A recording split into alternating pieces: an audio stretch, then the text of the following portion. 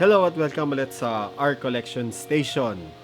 Bago tayo mag-start ng review natin, kung di pa kayo nakapag-subscribe, pwede nyo i-click yung subscription button sa baba, pati na din yung notification button para ma-notify kayo kung may mga bago tayong mga episodes na lalabas. Kaya ngayon, reviewin natin yung bagong ZD Toys na Mark 85. Ito ba, dami-dami yung naghahanap ng Mark 85 na to. Ito yung gamit ni Iron Man dun sa Avengers Endgame. Window card ulit siya. Same lang din siya nung box ng mga bagong packaging ng ZD Toys. Tapos makikita natin yung actual na figure. Tapos kita na natin dito yung mga accessories niya. Ito yung sa backpack niya sa likod, yung ginamit niya nung hinigop niya yung lightning ni Thor. Tapos may mga extra hand. Tapos nakikita natin yung logo ng Marvel. Sa gilid, wala. Avengers Endgame lang din. Sa kabila, same lang din. Tapos sa likod, yung artwork nila, maganda yung artwork din nila. Same lang din siya dun sa mga bagong release nila na Avengers Endgame na ZD Toys.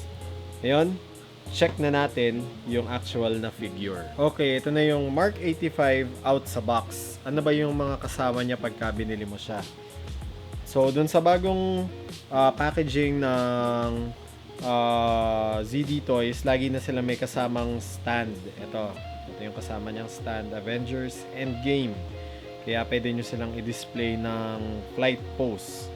Tapos, may mga kasama siya na 4 na kamay. Yan. Closed fist na kamay siya. Maganda yung pagkaka-paint din sa kanya. Tapos, yung detail, ayan o, kitang-kita natin. Yung mga lines. Ayan. Pagka inailawan, nakikita natin yung mga lines niya. Tapos, kita din yung sa loob ng kamay. Yung kabila, yung isa pa na hand na alternate, yung relax na hands lang. Relax na hands. Naka-open lang siya. Tapos same yung detail. Ayan, kita natin. Ayan, maganda yung pagkakagawa dun sa kamay. Tapos yung pagkaka-paint talaga ang ganda. Metallic na metallic yung dating nung paint nila. Tapos ito yung isa accessory niya. O spaceship. Pero ito yung nilalagay dun sa likod ni Iron Man. Ito yung ginamit niya nung inabsorb niya yung binigay sa kanyang yung lightning ni Thor. Yun lang, napansin ko dito, medyo may smudge ng paint dito sa part na to. Pero baka pwede naman siyang medyo tanggal-tanggalin. Ayan, ito lang.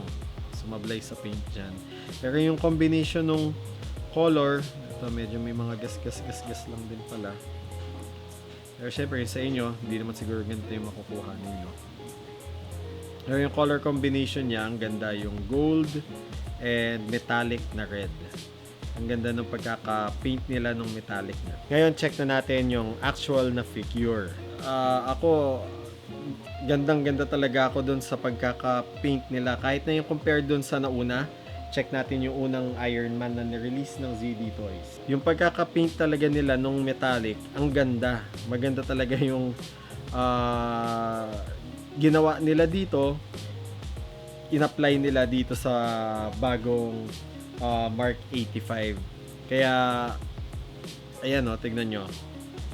Yung pag-shine niya, mukha talaga siyang bakal. Pati yung gold, maganda yung pagkaka-finish ng paint niya. Tapos sa mukha, ayan, check natin yung details. Ayan o. Maganda yung detail. Yung pagkaka-paint. Ang ganda talaga ng pagkakagawa ng ZD Toys sa Mark 85 na to. Ayan, check natin yung detail niya. Ayan. Sa kamay. Ayan, yung sa armor. Sa paa. Maganda talaga yung bagong release nila na Mark 85. Matagal nang inaantay ito. Ngayon lang nakakuha.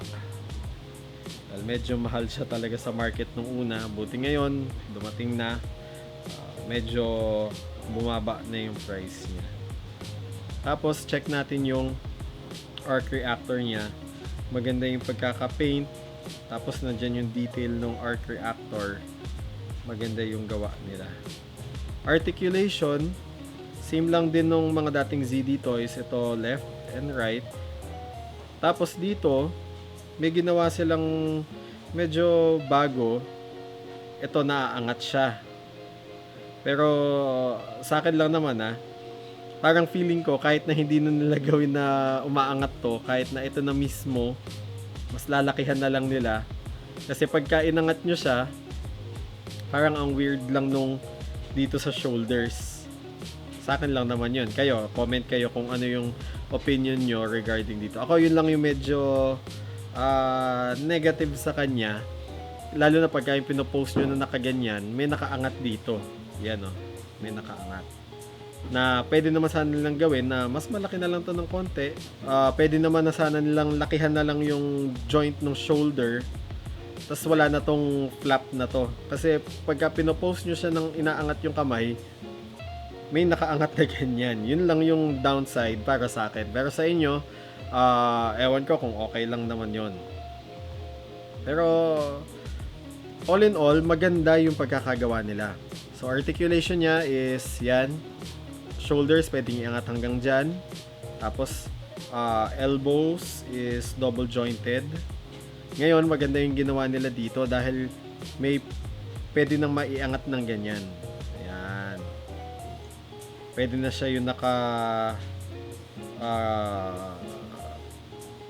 yung tumitira siya na pose. Ayan. Yun lang. Para siyang football player. May shoulder pads na pagkalaki-laki na nakaangat. Yun lang yung downside niya.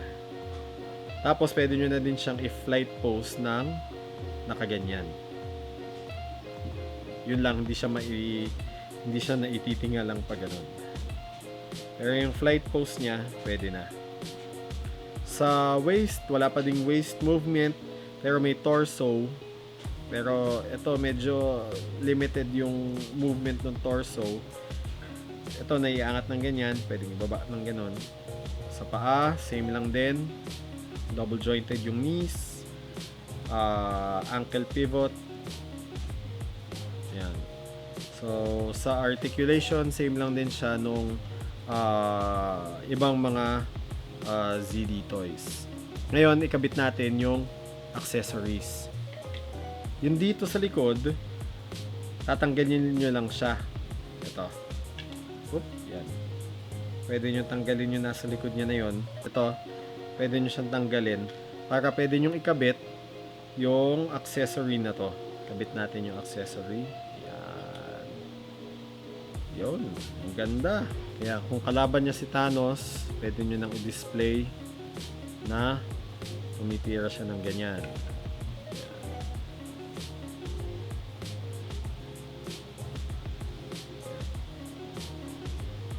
Check natin yung back. Kaya maganda yung accessory na sinama nila. Pero alam ko, may iba pang ZD toys na pwedeng ma-order online na kaya lang medyo mahirap makahanap dito sa atin ngayon, na may additional accessories pa siya na idadagdag. Pero kung magkaroon tayo, subukan natin kumuha, sana makakuha tayo yung complete accessories ng Mark 85. Ngayon, sukatin natin yung height niya.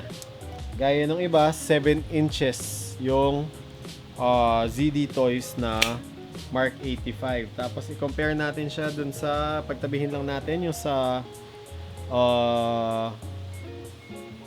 Civil War na Iron Man. Ayan.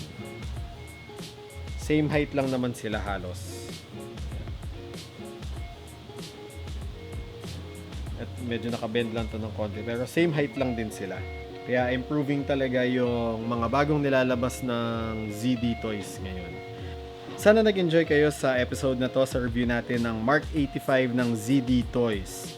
Kung gusto nyo ng ganitong mga figures, pwede nyo i-click yung link sa description sa baba doon sa Facebook page ko na Our Little Toy Shack. Doon madami pang ibang mga figures, Marvel, anime, at iba pang mga toys na pwede ninyong makita. Kung di pa din kayo nakasubscribe sa channel na to, pwede nyong i-click yung subscription button sa baba. Pati na din yung notification button para kami mga bago tayong episodes ay ma-notify kayo kaagad. So again, thank you for watching and see you next episode.